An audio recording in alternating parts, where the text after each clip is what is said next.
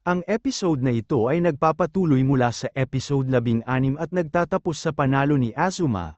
Matapos ang pagkatalo ni Koala, pinatalsik siya ni Miss Zuno, ngunit kalaunan ay tinanggap ulit siya matapos niyang mapagtanto kung gaano siya kamahal nito.